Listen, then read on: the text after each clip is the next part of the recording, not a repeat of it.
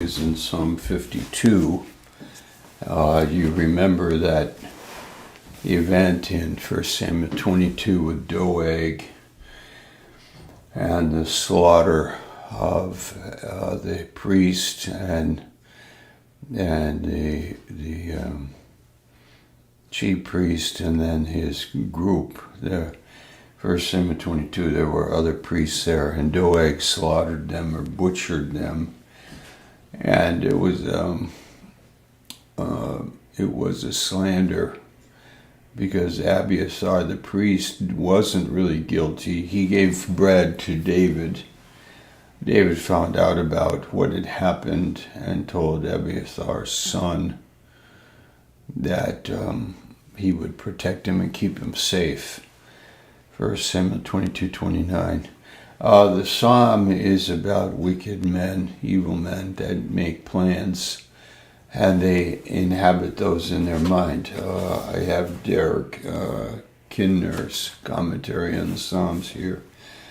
The title links the psalm with one of David's bitterest experiences. In flight from Saul, he had talked to Ahimelech the priest.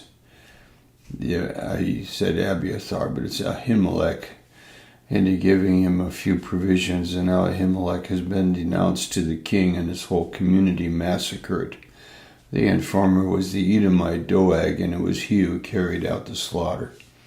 We have two of David's utterances on this. One is his outcry to Abiathar, that's Ahimelech's son. I have occasioned the death of all your father's house. Stay with me, you shall be in safekeeping. 1 Samuel 22:22. The other comment that David makes about this is this psalm, where he reflects first on the kind of man that Doeg is. What kind of man is he? He carves out his career by slander and intrigue, but then too on the brevity of such success. Finally, he renews his trust in God. David renews his trust in God, who stands by his own, as surely as he, David, has promised to stand by Abiathar. All right, the first four verses of 52, the word boast, doesn't necessarily mean outward show. The real point is the man's self-satisfaction. Very interesting, isn't it?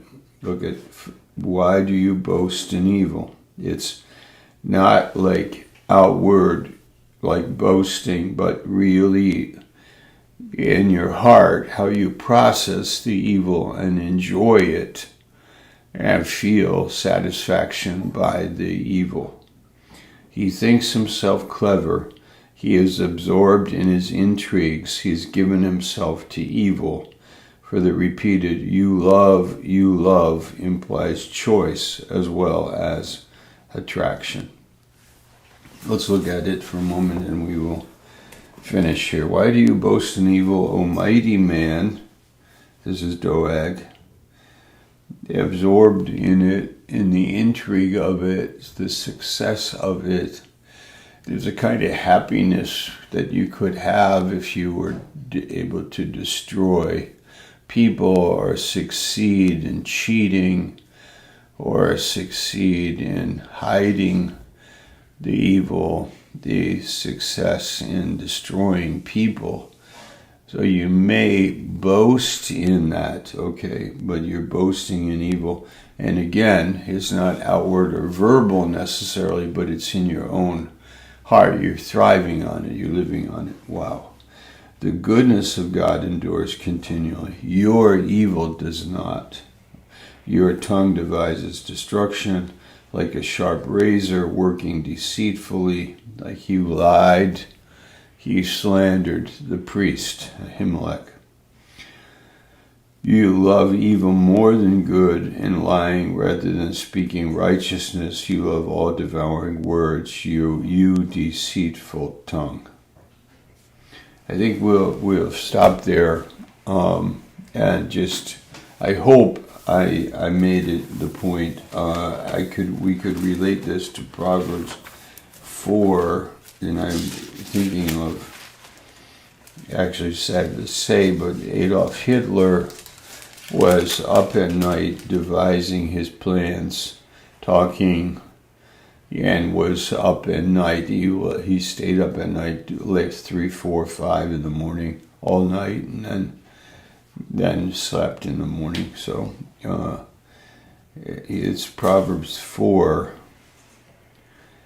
Verse 14, do not enter the path of the wicked, do not walk on the way of evil, avoid it, do not travel on it, turn away from it, pass on.